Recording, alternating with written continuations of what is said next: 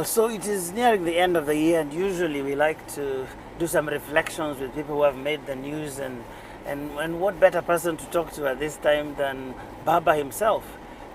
Obviously, at a time like this, he is bound to be here in Bondo. This is where we are. This is Bondo constituency, but it is in Siaya County, and this is also his original home county where he comes from, county of Siaya. And so we are going to get in here. This is Opoda Farm. That is where he lives here in Bondo, and we want to see if we can catch him for a conversation.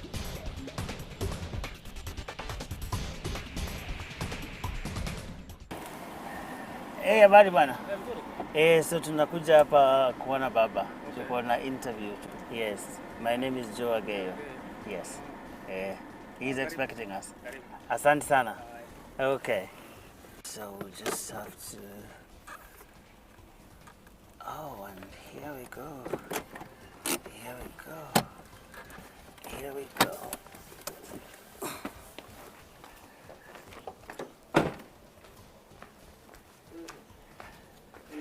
Hello. Welcome to Opoda. Opoda Farm. Thank you very much. Karibu, yes. Yes. Good to be at your place. How is it going? Fine, good. Uh-huh. How is Uyoma? Good. Merry Christmas. Uyoma is fine. Christmas. It's not too far from here, actually. Okay. Yeah. Fine. So how have you been? No, we're okay. Uh-huh. We had some rain last night around here. So the weather is a little bit more comfortable today. Nice home you've got here. No. How long have you been here? Been here It's since... like a well-established home. No, really. We moved up here from Kangu. Yes, Kangu Jaramogi. Jaramogi. I know where the mausoleum is. I went there. I was actually there for Jaramogi's funeral. Right. I was, I think, a second-year student at the university at the time. Oh, okay. Yes. We came a whole bus Oh, from students. University. Yes. As students, yeah. This is our original home. This is where my great-grandfather Raila lived. Oh, yes, the one that you are named after. Yes. But then they're saying that in those days there were quite a lot of sisifly in this area. The one that causes sleeping sickness. Yes. But he lost one of his wives here. Yes. So he decided to migrate down there. Yes. And down there he gave birth to 8 sons. Wow. Who in turn gave birth to very many others. It's been an interesting year. I wonder how... Well, I say that you take a journey down the memory lane to a period like this last year. Yes. This is the Christmas Eve. This place here was in a mourning mood here. I remember on the Christmas day, I went to our home church down there at Kangu Jaramogi. And after the prayers, I was asked to greet the congregation. And one of my sisters-in-laws, she's called Frida Nyadik, she stood up with a Bible and came to me where I was standing. I remember that. And handed me over the Bible and said, Shemeji, we are swearing you in here today. That's good. Here is the Bible. I remember that very well. So the swearing in was the mood here. Yeah. This was a somber mood at that time. And people were in mourning because a number of people had also lost their lives and people were wounded. And you can say that a big part of Kenya was in a somber mood. So this swearing in idea, where did it come from? When you met, maybe after the results and the dispute around it, how does this idea come, like, let's have a swearing in ceremony? No, we had said that we were not going to take results which are cooked up lying down. And remember we had said, wakipiga tunapiga, wakijumlisha tunajumlisha, wakihesabu tunahesabu, wakirusha tunarusha, wakitangaza tunatangaza, wakiiba tunawanasa. Mhm. Na wakijiapisha tunajiapisha. That was like a tail end of it at the end. So when the results were contested and nullified, then there was supposed to be a subsequent repeat. And when we were not happy with the arrangements, then a decision was taken that, well, now that they have sworn in, we should also move on and swear ourselves in. It was a logical consequence. So it was not like something that was taken out of the blues. It was a part of the strategy that we would conclude and would just go parallel. Now this oath that you are going to take, there is something you read there. Where was it written, or is it something that you had prepared in good time, in readiness for the main swearing in, if it were to happen? Yeah, that thing had been looked at, prepared by our lawyers for that occasion. In fact, we even had what you can call dummy swearing in. Or you did some rehearsals? Rehearsals. In the event that they blocked us, Yes. we would show this. We would release the videos. A lot of people would find that very interesting, that actually behind the scenes there were all these scenarios that if they do this, we are going to do this. Just give us a picture of how that was going on. For example, that day you were going to Uhuru Park. What were you expecting? What had you anticipated would happen to you, for example? There were two schools of thought. Those who are saying that it may be too risky, that we should look for other ways of achieving what we wanted. Then there were the others who are saying that there will be no talks unless we move these people through pressures to agree to have some talks. So a decision was taken that, well, we must live with the consequences of this because this is impunity. And if the other party does not want to play by the rules, then nobody else is beholden to respect the rules. After the swearing, what had been the original plan? You know, as you were talking about, so we go and take the oath. I have always wondered what was supposed to happen after the swearing in. Were you going to set up an administration from the strategies that were there? Yes, we would set up an administration. You see, we would basically decide that if these people are not ready to talk, we are going to set up a parallel administration. You see, and you remember at that time there were different schools of thought. Yes. Those who said after the swearing in, we should now remove all the portraits of the president. They started doing that actually in some places. They pulled them down. Premises, but they had not gone the full hog, Yes. which was to heap them in and set them on fire. Wow. And then start collecting taxes in our strongholds. Wow. And running a parallel administration. But they didn't arrest you. A lot of people wondered why they did not arrest you. Because they arrested people. They charged people in court. People like Kajuang, people like Miguna, all of them. So did you wonder why they did not come for you? Were you expecting them to come and arrest you? No, then they were asking us to talk. And but I said, no, we will not talk under the current situation. Yeah. Because you guys have been talking about the Big Four agenda. Yes. That you're only ready to talk about the Big Four. But as far as elections are concerned, Yes. it's a closed chapter. There's a wait for 2022. And we said, no, we want to talk about 2017. So later on they came back and said they were ready to talk. Tell me about that. I mean, this is something that I don't think anyone has actually said out there. How did you get to that point where you have a handshake? Because it surprised a lot of people. I remember even in our newsrooms, we actually just got to learn about it minutes before it happened.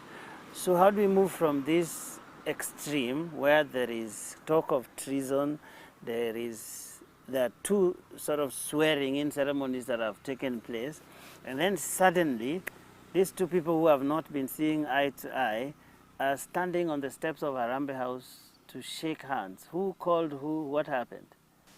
I really don't want to go into who called who. That is a subject for another day.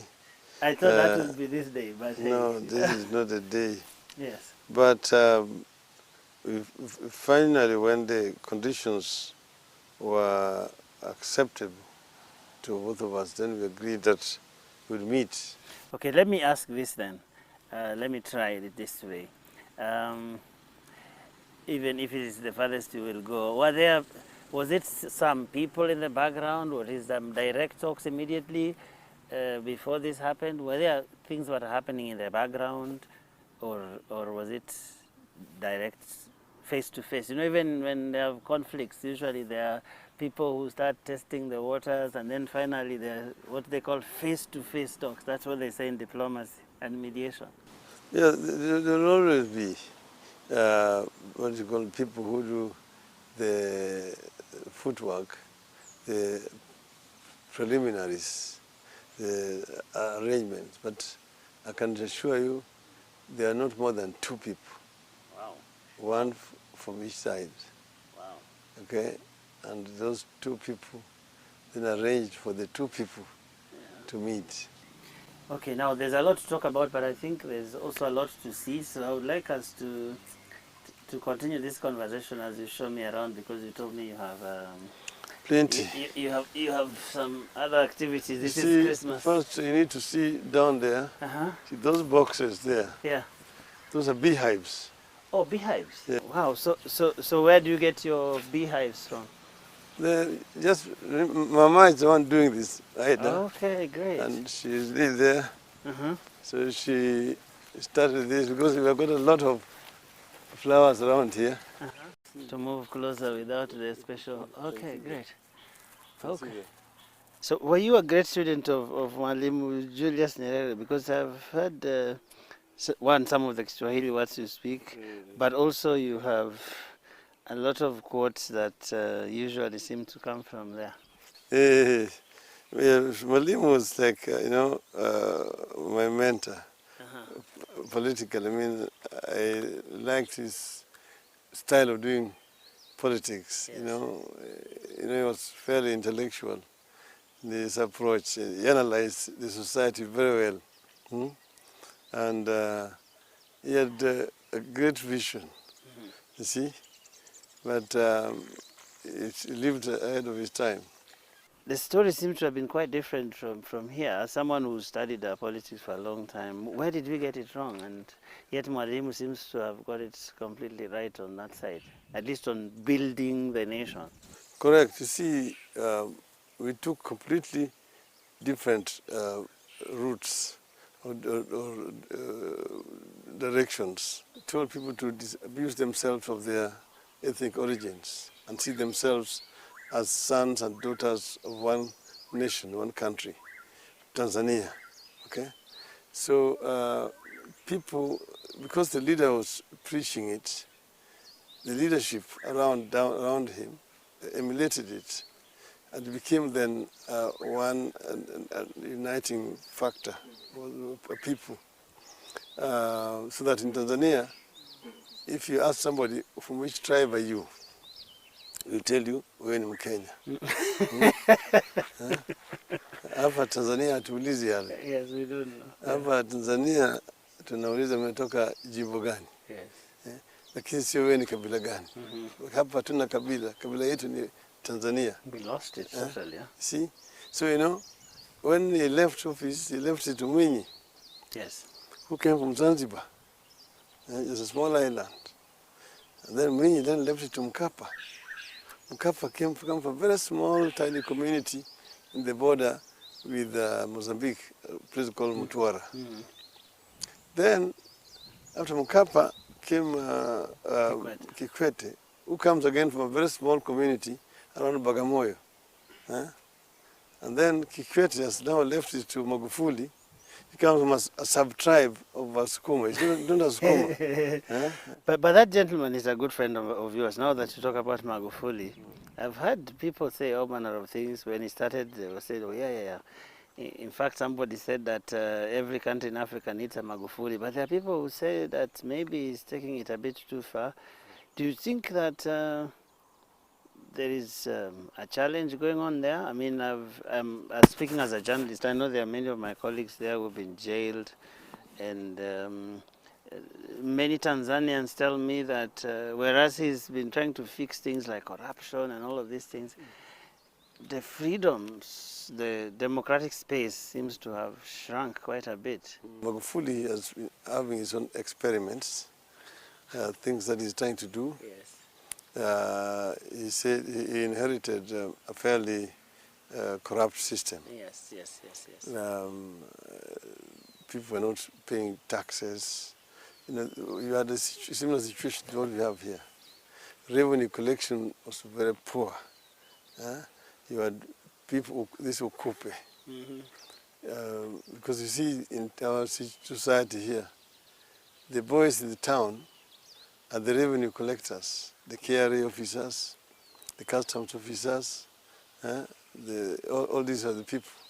The ones who are buying apartments in towns, the ones who are driving the latest models of cars, the ones who are building castles in the rural areas, the ones who are building skyscrapers in the village buckets. Yes. Okay, so when they clamped down on those, the revenue collection went up nearly 10 times.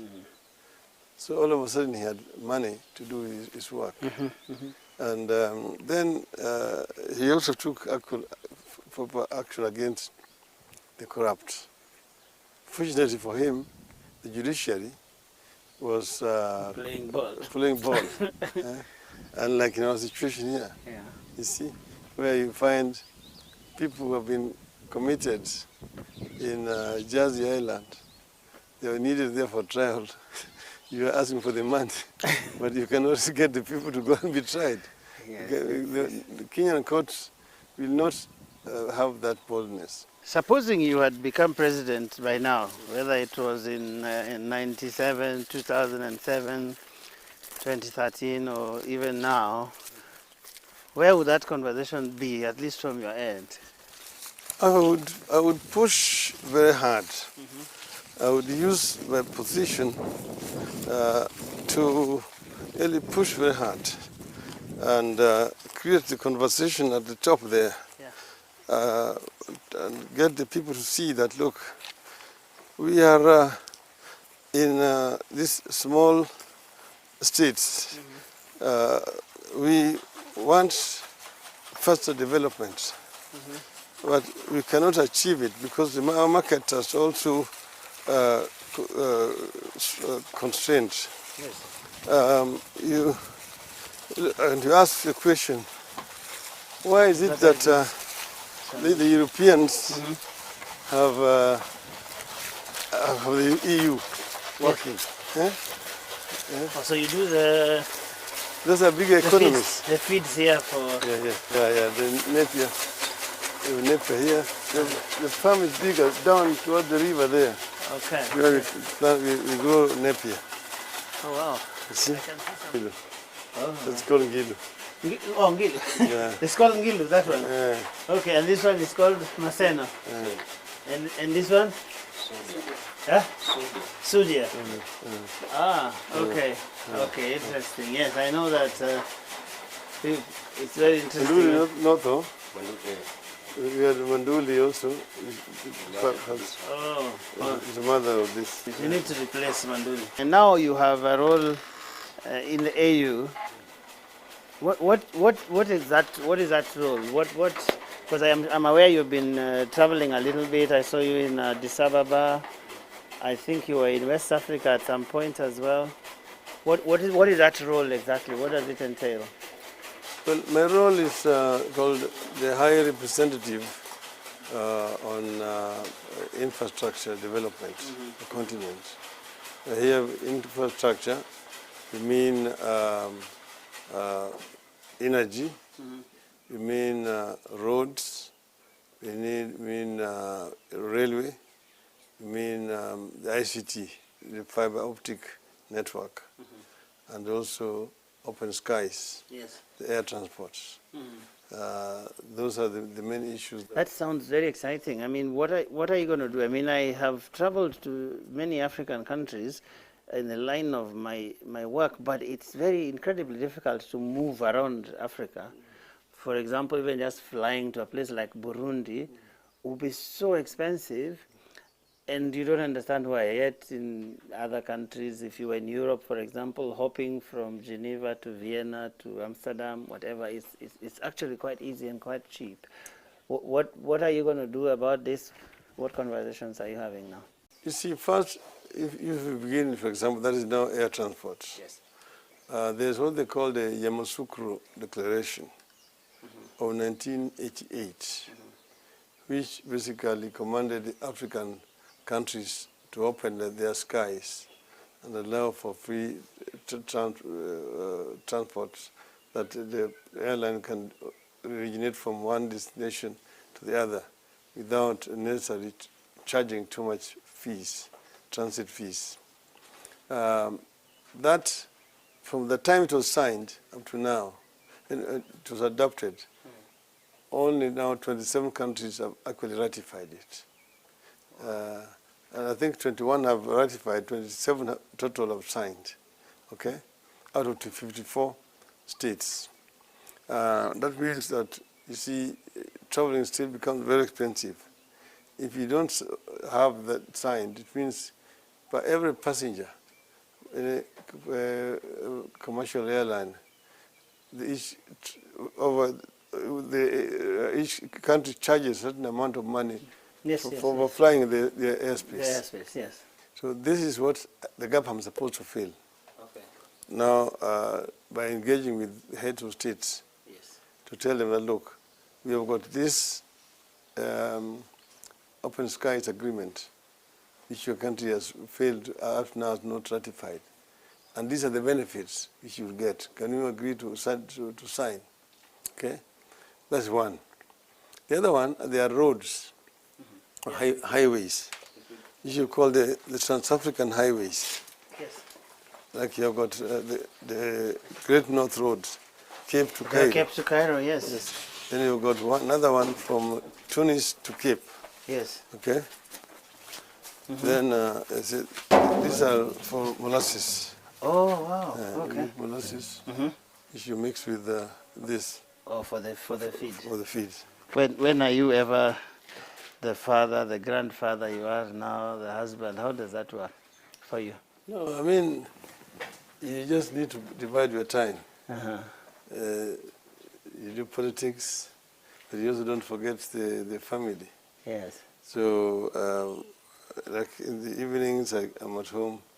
The days with my grandchildren. It must have been difficult for you, especially in the midst of the politics. I was speaking to Rosemary earlier, and yeah, she's recovered quite well. How has that been for you? I mean, because it came not too long after the Fidel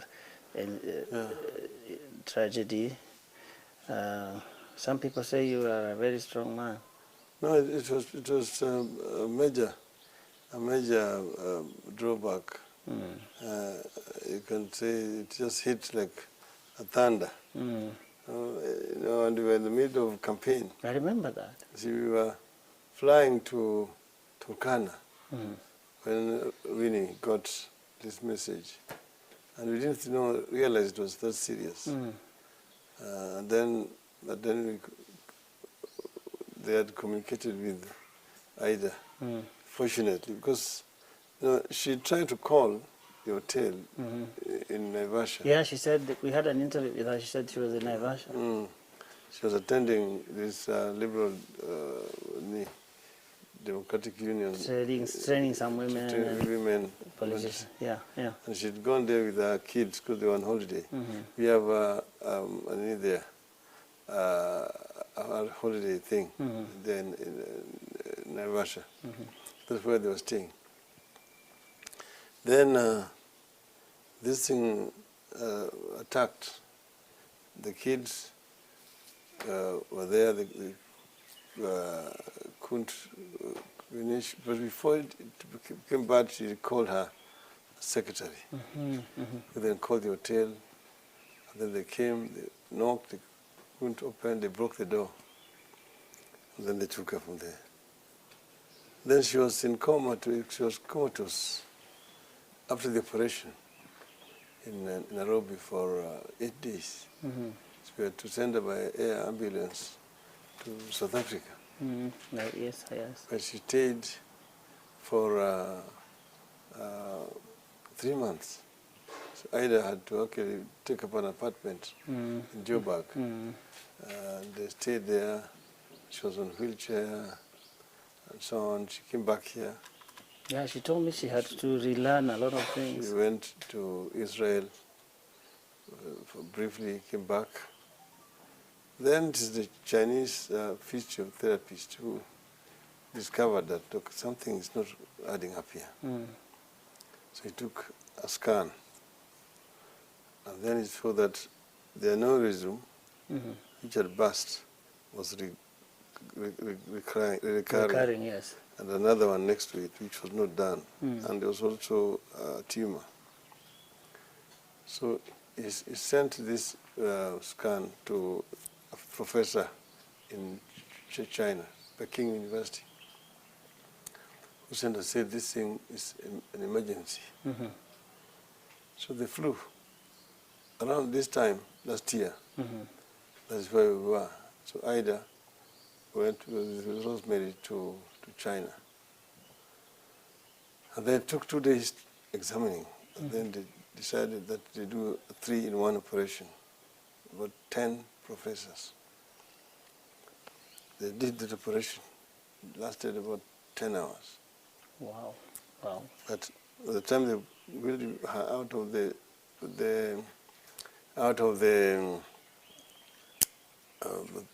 theater, she was conscious.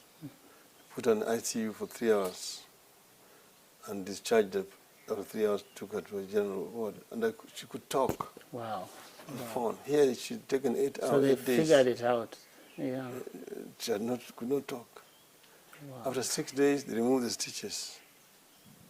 After 7 days, she was discharged from the ward to rehab. 3 days, she was discharged. Wow. So 12 days, from the time they left here, they were on the plane coming, and she was walking, wow. She was talking. Wow, amazing. Yeah? See, amazing. That's Chinese technology. Amazing, yeah? Amazing. See, that one she had taken 3 months. We had an interview with her the other day, and she actually talked about the great family support system that she's had during this period. It's amazing that in the middle of all of these things, you are going through a very difficult time as a family, and people didn't even realize it. People didn't realize, of course. Well, I mean, yes, there was a lot of politics and difficult politics at that.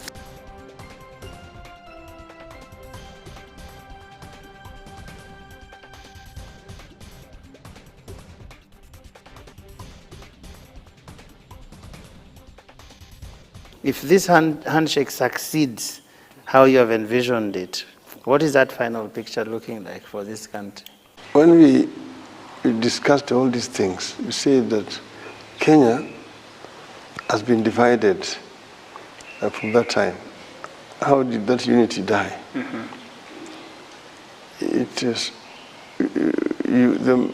I've seen, like I was saying, those discussions yesterday on TV. They miss a point. Because they're talking about ideological differences that Jaramogi and Kenyatta. Jaramogi was Tell us, what was that? What was the difference between them? The different issue was about land.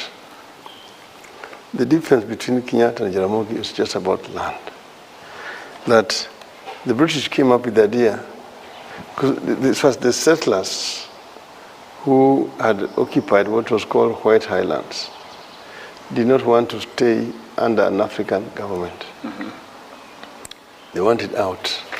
They wanted their farms to be bought from them. Mm-hmm. And the British government came up with an idea of giving the Kenya government a loan to buy the land, to own land to Kenyans, to buy those white farms. Mm. Jaramogi, Kagia, and the rest, that group said no. Why should we buy our land for these people? They took it for free. Mm-hmm. They farmed it. They should give it back for free. And the ones who should pay us something. Yes. Then there's a group led by Boya and Kiano and so on who said we should agree to compensation. Mm. Okay? That is the crack for the matter. In the end, Kenyatta sided with this other group after he was invited to a meeting in Nakuru. Mm-hmm. And that is the cause of the division. Remember, Kagia was asked to resign from the government. Here you are, the two of you, who either by coincidence or whatever other means are now here with this opportunity to make things right. Is that how you look at it, and is it going to work? No, what we said was that we can make it work if we stand together and unite with the other Kenyans, okay? Because we know the cause of the problem of Kenya, okay? Because in between came the elites, because ethnicity is an elitist disease. The elites are the ones who, in competition to share resources in the country, resort to the ethnicity. Mm-hmm. You know, or we are the ones who are in power. Power is being taken away from us. We must defend it, this and that. Our turn. It's our turn to eat. This 2022 talk, you are not engaged in it. You are not thinking about it. You have not made decisions about it. Not at all. Mm. Not at all. And I've said so many times, if I were going to run, I would say it. Okay? But I've not said it. Other people are saying it, that Raila is going to be a candidate, who is trying to make Raila. Who has not said anything? Neither have I said anything. Okay? So, but you understand. If I start now to campaign, you know, this country will be in a campaign mood straight away tomorrow. Eh? And nobody will be talking about big agenda. Yes. Eh? Eh? Do you want to bring the country into a campaign mood this early?